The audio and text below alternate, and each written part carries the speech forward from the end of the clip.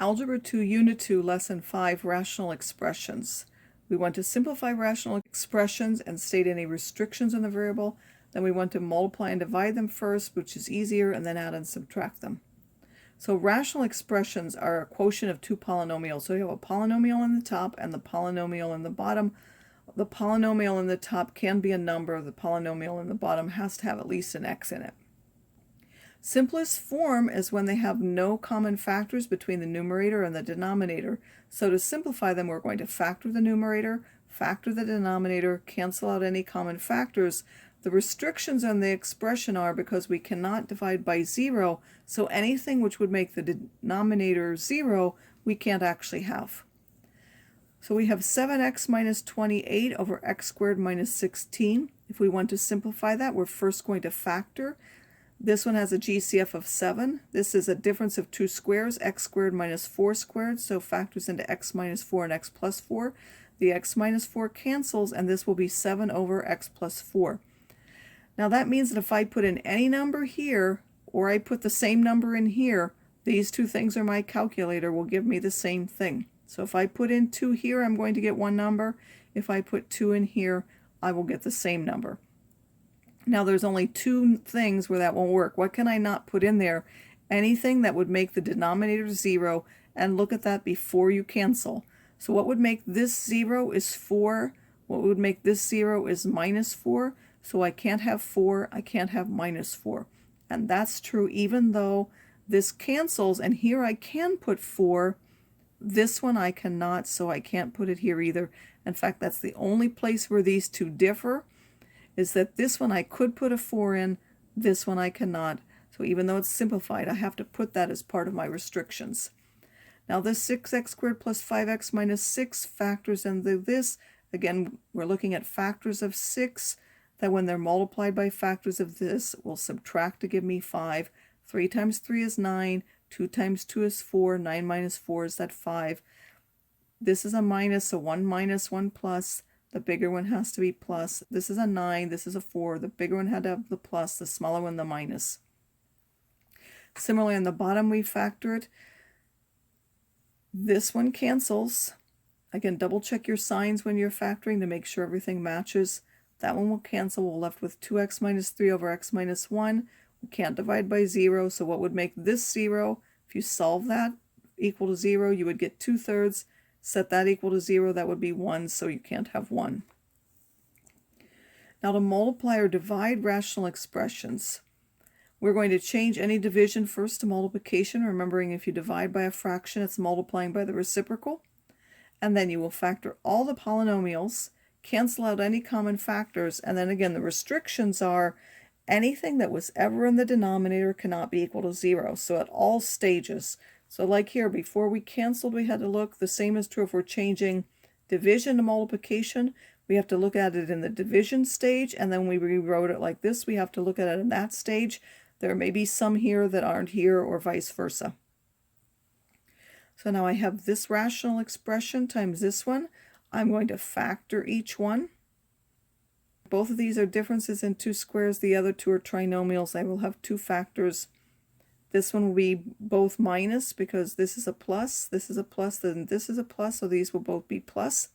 Then I'm going to look at common factors. So I can look at any numerator and any denominator, one on the top, one on the bottom, which are the same. So x minus 1 will go out, x plus 1 will go out. There's only one x minus 4 and only one x minus 3, only one of each of those. So now I have an x minus 4 times an x plus 4 on the top, and x minus 3 and an x plus 3 on the bottom, and then I would want to factor those out, x squared minus 16, x squared minus 9, because one has a plus and one has a minus. So the restrictions for this one are you can't have x minus 1, 0, so x can't be a 1. Here you can't have minus 1. Here you can't have 3. Here you can't have minus 3, so x can't be any of those four numbers. So now for this one, the first thing we're going to do is change the division to multiplication. So that's multiplying by the reciprocal of this fraction. I will note that this started off in the bottom, so that was y times y minus 7. I need to make sure I include that when I look at my restrictions. Then I'm going to factor the numerator of each one, factor the denominator of each one, cancel. Again, it doesn't matter top and bottom. I can do that. That had a y minus 7, and then there's another y minus 7. Now can 1 minus 7 take out 2? No, it's 1 for 1. So if it cancels 1 and there's a second one, like if this wasn't here, I would cancel 1 but leave the other. And then there's a y plus 7 and a y plus 7. I can cancel that. The only things left are y over 5. Meaning, again, if I put in, say, 2 here, whatever I got for 2 here would be 2/5. That's what it would simplify to. And now I need to take out all the things that are in the denominator. So what would make this 0 would be 7. This would be 0. This would be 7. So that's 0 and 7 so far.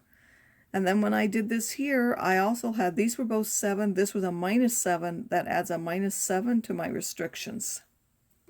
Now when we add or subtract rational expressions, we need to get a common denominator, just as when you add and subtract fractions. The best, of course, is the least common denominator, which is the least common multiple. Now you're going to find the least common multiple of the numbers, and then for the variables, you're going to use the biggest powers. Then you're going to add or subtract the numerators, keep the denominator, refactor if possible, and reduce if possible. Sometimes they do. So for this one, I look at that. The least common multiple of the numbers is 10. Then I have x squared and x. I'm going to use x squared, the bigger power, y and y squared. I'll use the bigger power, y squared. So I'm trying to get 10x squared y. What do I have to multiply this by to get 10x squared? 2 for the number, and then y. So I'm going to multiply the top and the bottom of the first fraction by 2y. The second one, when I compare this, I have the 10. I need to multiply by 1 more x, no y's. I multiply the top and the bottom of that fraction by x. Again, this is just 1. 1 doesn't change anything. It just will change the way it looks, which is simplifying. I get to pick the one that I need. So now when these two multiply, they'll give me this. When these two multiply, they'll give me that. So they'll have the same denominator. 6 times 2y is 12y, and then there will be a plus 5 times x plus 5x. Now I can't have zeros for x or y, so those would be the restrictions. X not equal to 0 and y not equal to 0. For this one, this is n plus 4. If I factor this one, this is n plus 4 times n minus 4. So the least common denominator are the different factors multiplied together, or that's the most, is 1n plus 4 and 1n minus 4. This one, what do I need to multiply by this? N minus 4, the top and the bottom. This one I don't need to do anything. It's already in that form. I'll leave it. That's the denominator of each one. This one will give me minus 2 times that, and then combine with this minus n squared. I just wrote that like that. I took out the minus to see if I could factor it. Again, it's not easy to factor with a minus in the front, so factor that out first. Then this part factors into n plus 4 and n minus 2.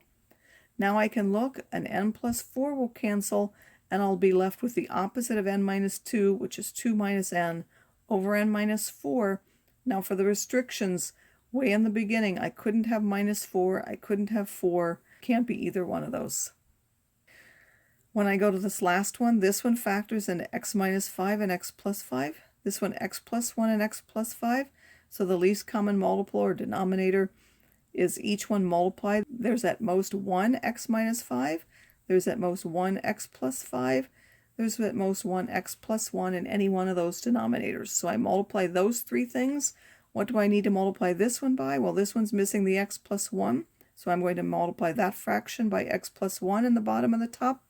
And this fraction I would multiply by the x minus 5 in the top and the bottom. The bottom will both be this, and then this top one, I have 4 times x plus 1 is 4x plus 4.